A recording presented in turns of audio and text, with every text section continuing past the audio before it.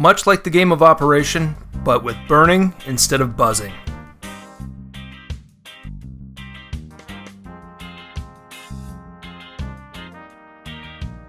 Welcome back. Glad you guys could join me for part 2 of the Icon FJ44 Scale Replica series.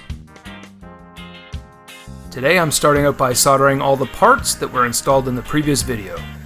I'm using a MAP gas torch and acid core silver solder. A little safety note, I do in fact wear a respirator. I wasn't in this video because I didn't want to sound like Darth Vader, but I did have the garage door open and used a fan above my workspace to blow the fumes out. So quite a while back I bought a resistance soldering unit specifically for this build.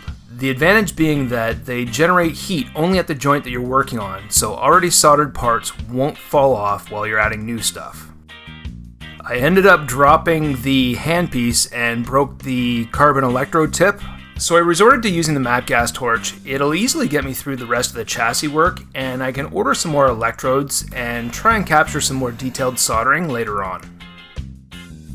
So soldering, as you can see, it's pretty simple stuff. Clean both surfaces really well, heat the thick stuff first, the thin stuff second, and hit it with solder when it's hot until it breaches the seams. So I had a few people mention the jig the chassis is sitting in. This is actually the second of two. The first had many more contact points because I needed to bend the frame rails, and I was really concerned about everything staying straight. So this, the second one, is way simple. The chassis just stays true during soldering. It settles nicely into the notches as it cools. They're also really handy while mocking up suspension and doing final assembly. And they just really help keep the build organized. My weekend morning commute from my hobby room and office to what so far is my workshop area in our new reno. I'll try and show some shop and tool updates in the coming videos if I can manage to squeeze them in. Okay, so just a quick once over to check out the work from the night before. Everything felt way more solid once I had the extra pieces soldered on. And I'm not sure what this next bit was about. It kind of looks like I'm reassuring a patient that they're in good hands, which they're clearly not. I really like this part of the process. I start to trim away the excess brass plate and bolts. Each step gets a little closer to looking like the parts are welded to the frame, like the real thing. A pretty simple tool setup for this part. It's my old beaten up rotary tool and Dremel brand cutoff wheels. And I say Dremel brand because the cheap discs easily become projectiles if you're not really careful. The better quality discs also allow me to gently use them for grinding on some of the softer metals. Also, I try to avoid the areas with larger amounts of solder when I can. It seems to melt through the solder almost as much as it cuts through, and it really plugs up the cutoff wheels. Anyways, in the next step, there's an easier way to handle that.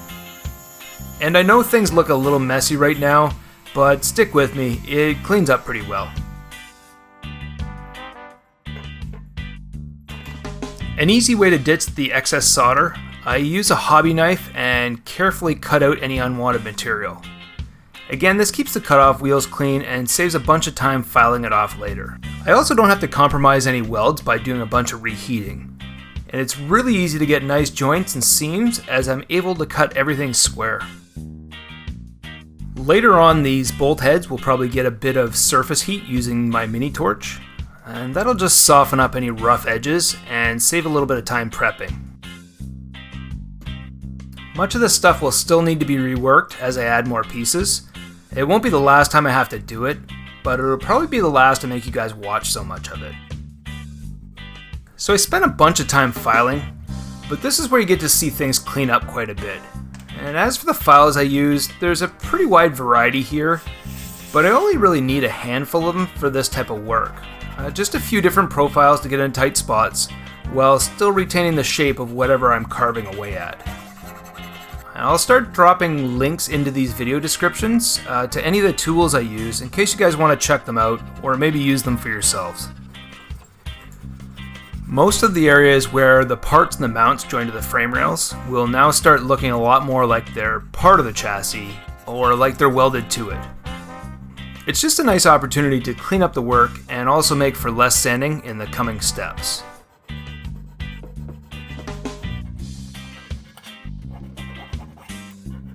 So before getting to the sanding part of things, I'm using a steel wire wheel on the rotary tool to clean up and the little nooks and crannies.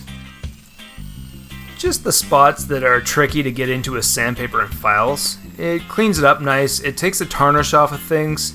It also helps deburr any rough edges on any of the soldered bits that were hard to either cut away or file off. I do most of my heavier sanding using emery paper and cloth. This stuff is 240 grit to be exact.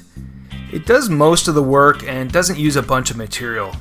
I was out of the cloth stuff, so paper it is in this case. Again, both work, but I do prefer the cloth as it conforms to all the little tiny shapes really well. Lastly, I follow up with these 400 grit sanding sponges. They're sold at most home centers and auto supply spots. They last quite well and they really clean up the brass nice. So just to wrap this up, I knew after the last video somebody had told me to buy a drill press, and you did. So far the tools may seem a little primitive, but I do have some pretty nice mini and specialty tools in the hobby room and soon to be in the shop as well. I will add a small drill press and other items, but I'll do it as I can afford it and as the space allows. But for now, I'll just make do. Might actually be fun to turn out a few shop videos as things progress. Let me know in the comments if you guys would dig watching something like that. So I'll tidy up, I'll get the band-aids out for the next video. Take a second to subscribe and like if you want to, and thanks for watching.